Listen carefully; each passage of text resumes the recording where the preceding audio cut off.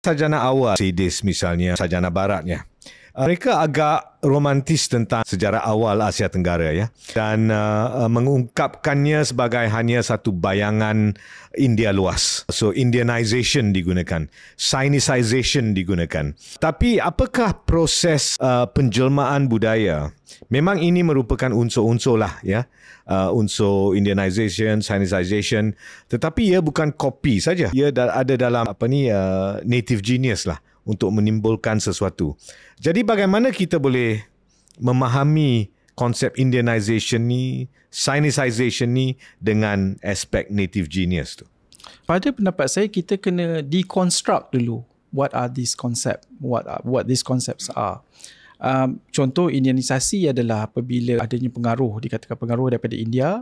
Of course dia bermula daripada raja dan kepada masyarakat bawah dia, daripada segi budaya, sosial, agama dan sebagainya. Tapi seolah-olah dalam konteks The Greater India Society ni, yang mana dia try untuk exert ni, bahawa dia tak ada langsung keupayaan lokal ataupun local genius itu seolah-olah tak ada.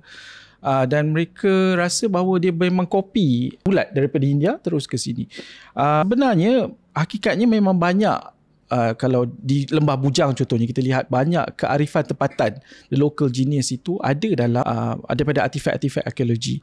Dan raja tempatan juga memilih untuk menyesuaikan apa elemen-elemen yang boleh digunakan yang sesuai dengan mereka dan kekuasaan mereka. Dia tak ambil kopi bulat semuanya. Ada contoh tak, Dok? Contohnya macam contoh mereka mengambil agama Buddha dan Hindu mengikut budaya, mengikut jiwa dia sendiri.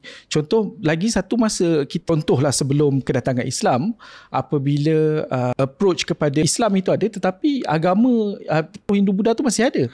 Percara bersanding contohnya, yang masih kita pakai sekarang.